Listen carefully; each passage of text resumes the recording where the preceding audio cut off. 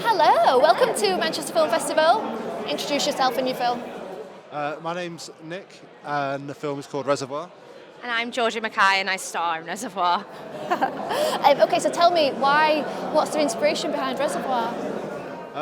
I had previously made a short horror film, and I wanted to, that was set in nighttime, and then I wanted to try and make a horror film set in the day. I wanted to try and make something just set in complete sunlight and try and make it unsettling, and ended up on the folk horror route because a lot of folk horror is in the day. But that was the driving force, was I wanted to see if I could make something a bit creepy in the daylight. You succeeded 1,000,000%. Okay, because what was going on in what? Pray do tell. I acted in it, and still it trying to kind of connect the story for my character and what it was or what was happening. It was quite surreal, but that's what made it quite exciting and quite natural for me to react to it, because I didn't know what was going, like who these things were or what was happening.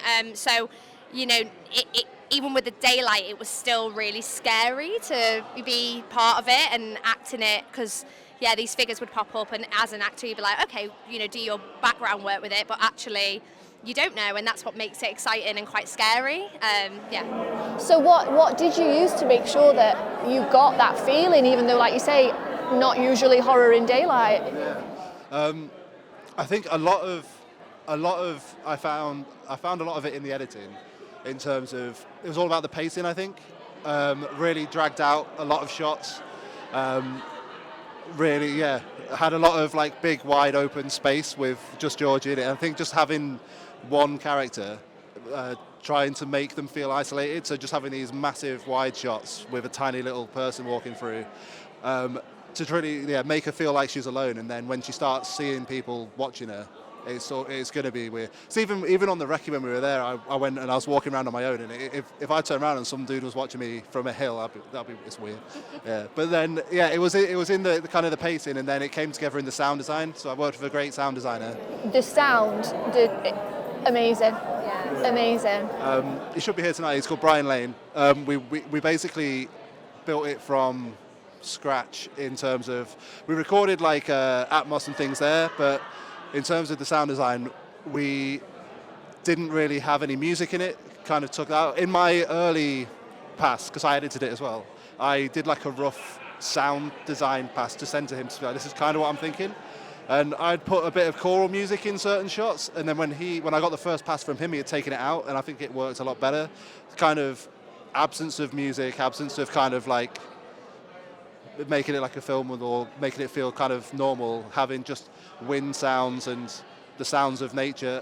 One big thing we did, which was quite subtle, is we didn't have any wildlife sounds, any birds or anything at the start, and then they slowly get in at the end, and then in the last shot there's loads, because it turned into a bit of an environmental story in the end. It didn't start that way, but at the start she's very isolated, there's nothing there, so we took kind of any kind of life out of it apart from the plants and things.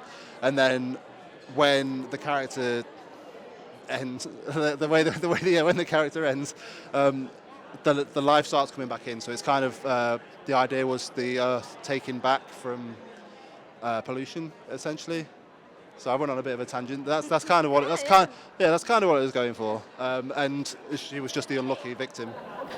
Little victim. Yeah. So how did you, like, obviously a lot of acting is reacting off people, words. What do you do when there's just you, me, myself and I? It was a challenge. Obviously, like, training as an actor, was an actor, and the COVID happened, so this is my first kind of thing after COVID, so it was hard to kind of get back into it. But I think with Nick's direction, and we had amazing crew that really helped with the preparing of the scene. So, you know, there's a scene where I prick myself with blood, and it is so technical, and to react to that alone to make it realistic, but we did it a few times and it felt comfortable, so I felt supported by the crew. But it was a challenge, but I think it was definitely an amazing thing, knowing that like I was solo acting in this with the elements of in the film. But it was a challenge, but I think with the crew and just really staying with the story and the character, I think that definitely helped. So yeah.